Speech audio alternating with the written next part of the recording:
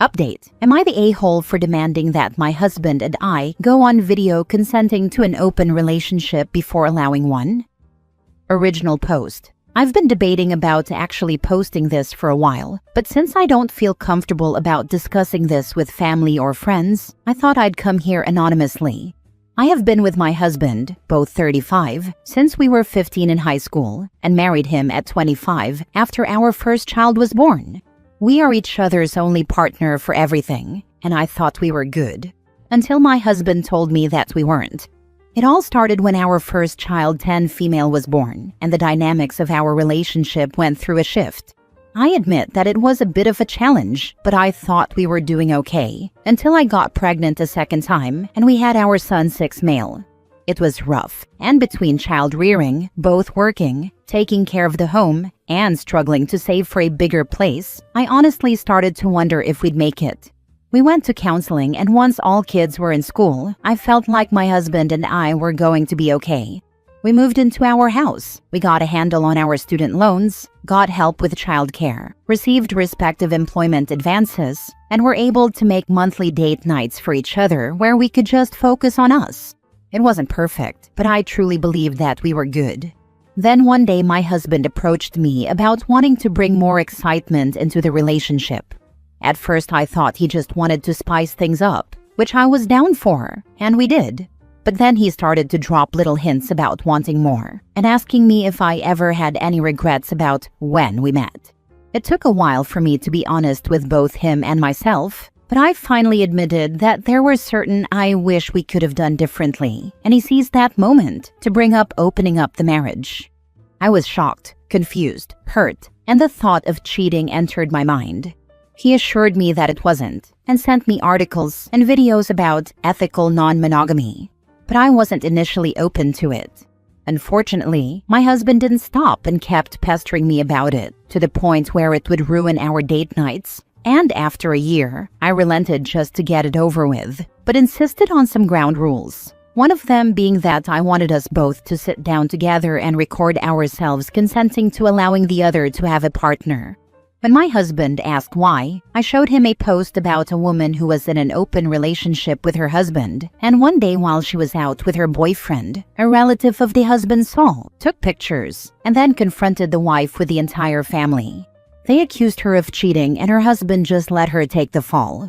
I don't ever want to be in that position, but my husband dismissed it, saying that what happened to her won't happen to us, and that no one else needs to be in our relationship, which I found laughably ironic.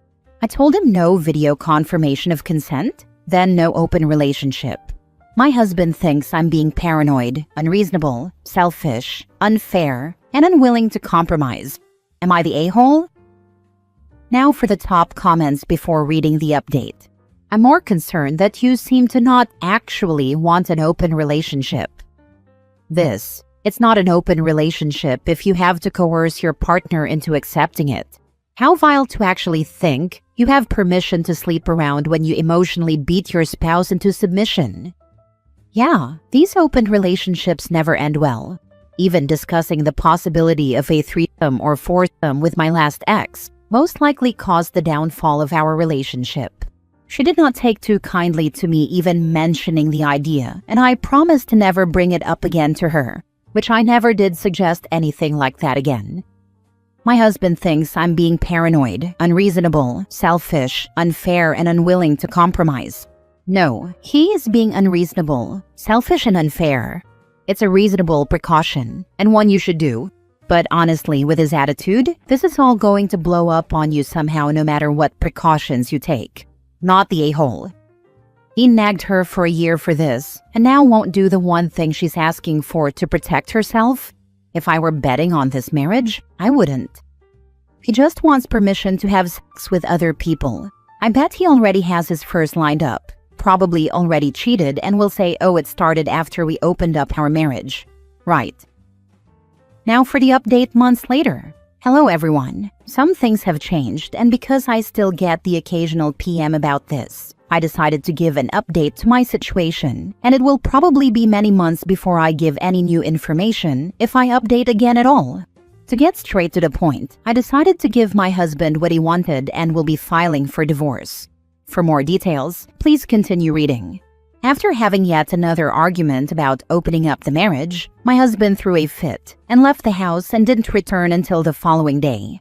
It was late and I know he had been drinking a few more beers than he usually does, so I was worried and kept trying to call and text him.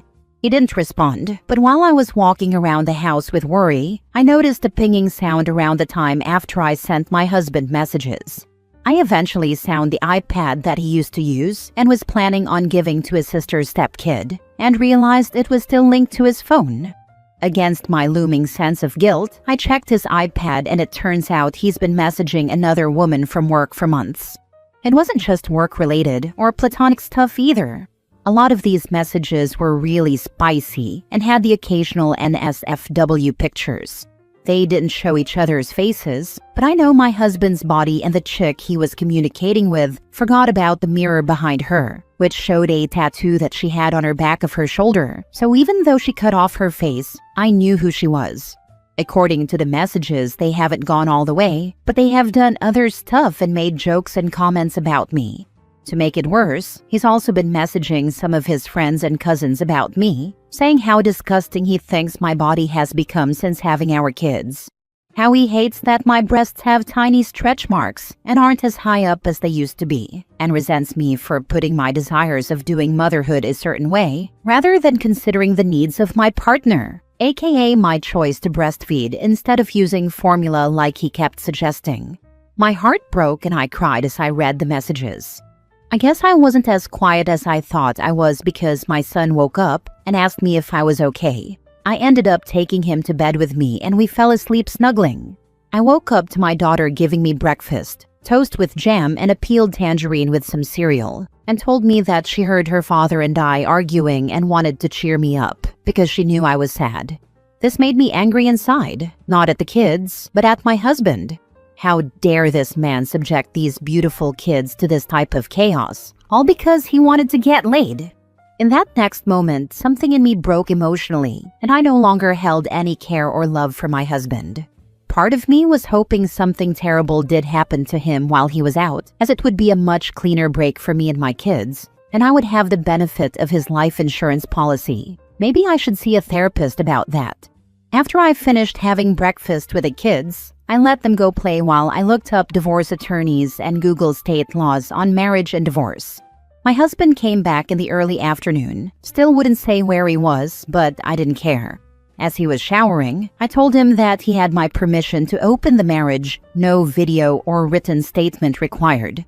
He was ecstatic, and suddenly the fun and attentive man my husband was came back, and it made me sick. He agreed never to bring any of his conquests to the home where our children might see and use protection, but his word means nothing to me now. Over the next couple of days, I used my lunch breaks to have phone meetings with lawyers, and I believe I've found the one for me. Since I gave my husband the green light, he's not being covert about his adventures and even showed me his Tinder profile. I smile but say nothing, and I'm just collecting whatever evidence I can pass on to my lawyer. My plan is to serve him and pretend to be the aggrieved wife who found out about his adultery and lie about giving him permission to family and friends. No one outside of my lawyer knows that I'm gearing up for divorce in real life, and there is no changing my mind. Thank you for reading. Good job. I recommend, however, that you take an STD test. It's obvious that you no longer want to touch that animal, but you don't know for how long he has been unfaithful to you before this open marriage thing. Also, please give an update on that little jerk's reaction when he receives the papers. Facts. OP. That open marriage spin was just him soft-launching cheating with a safety net. You handled this with so much grace and clarity. He played his stupid game, and now he's getting the prize he earned. Hope that video moment sticks with him when those papers land. This guy is a massive a-hole. You, my dear, take care of yourself and those kids of yours. Collect your evidence and don't tolerate the disrespect. Seriously sorry, you married a massive a-hole. Last story. Update. Am I the a-hole for telling my mother-in-law that she made her choice when she chose to keep seeing my husband's ex? Original post. I, 33 female, and my husband Tom, 35 male, have been no contact with most of his family for 3 years. In that time, we had our boys, which has made my mother-in-law try to reconnect. The issue centers around Tom's ex, Talia. I'm Indian American, and Tom is white, from a traditional small-town family. Talia, mother-in-law's best friend's daughter, was the perfect small-town girlfriend. Though Tom and I clicked platonically in college, he developed feelings after dating me a while. He broke up with Talia before we started dating, but mother-in-law stayed close to her, calling her the daughter she always wanted, even though Tom has a sister. Talia, the homemaker, was favored over us career-focused women. At family gatherings, I was polite despite Talia's open disrespect, but things escalated at our 2 weddings, Indian and American. My parents paid for both, and the dress code prohibited red, an important bridal color in my culture. At the Indian wedding, Talia wore an eggshell dress. White is worn at funerals in our culture. But at the American ceremony, she showed up in a red bridesmaid dress with a high slit. After Tom and my sister-in-law asked her to change, she left and came back in a green dress.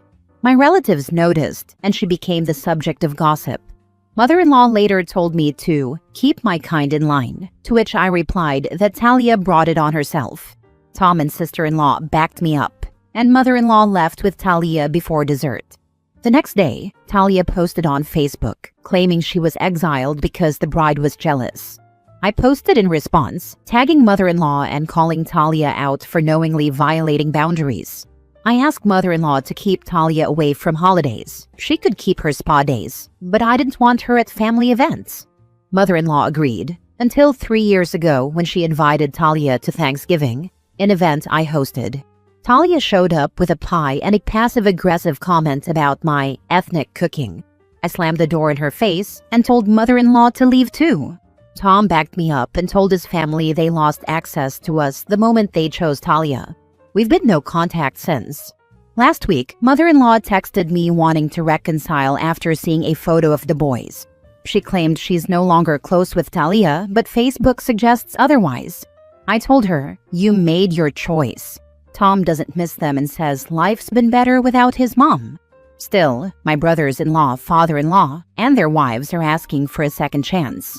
Mother-in-law always wanted to be a grandma, and her other sons don't have kids. But I can't forget the years of disrespect. And Talia's still around. I don't want to reopen the door just to invite chaos back in. Am I the a-hole for telling my mother-in-law she made her choice? Edit. For clarity, Tom did not cheat on Talia. He broke up with her before we dated. There was no overlap, only some early emotional bonding that never crossed lines. Now for the top comments before reading the update. Info. Did you marry your husband or your brother-in-law, their wives, and your father-in-law? Because your husband is relieved, but you seem to think you might be the a-hole for not taking away that relief? It's just a weird thing to think you're an a-hole for not being a bad wife. It is mostly due to my overthinking. I just tend to overthink now, which really wasn't a problem before having kids. I once spent 20 minutes in the kitchen debating on if Tom thought my feet smelt post-birth. Legit cried, and Tom had to hold me and assure me I didn't stink. It's funny now, but back then, I was worried about an oncoming divorce because my toes were gross. Postpartum hormones were haywire, and my confidence never fully recovered. Not the a-hole. Mother-in-law made her choice. Said she changed, but you see she hasn't on Facebook, so she doesn't deserve another chance. There is no endless chances clause, no auto-forgive clause, or the right to be included for anyone or family. If you don't behave, you don't get to be included. When you get the chance, tell mother-in-law she can be grandma to Talia's kids. Not to mention, mother-in-law has had years before kids arrive to apologize and hasn't. She just wants access to your kids, even if they are half Indian. Which, by the way, what's stopping mother-in-law from acting racist to them and putting them down? Now for the update. First, thank you to everyone who supported my original post. I was emotional when I wrote it and didn't explain things clearly. So let me clarify. Tom did not cheat on Talia. Their relationship ended before ours began.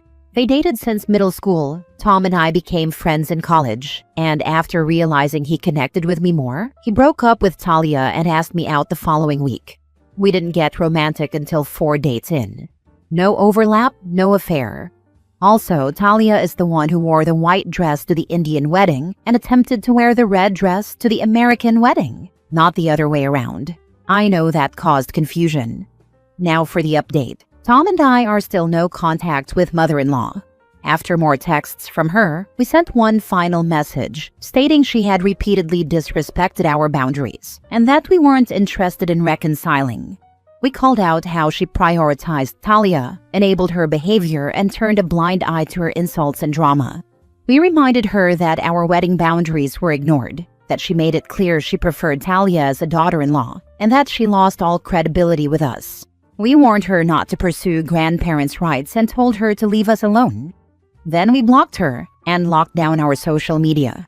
We also asked friends and family to do the same if they had mutual connections. Things have been quiet since. Talia did see the post though. She screenshotted it and texted Tom through a burner number. He replied with laughing emojis and blocked her. He's always had my back, even during the worst of it. People criticized him last time for not doing enough, but managing mother-in-law was a circus act. He and sister-in-law have always been on my side, even subtly, like the time Tom accidentally poured water on Talia after she spilled soda on me at a barbecue. Someone compared Talia showing up to our weddings to Camilla showing up at Charles and Diana's.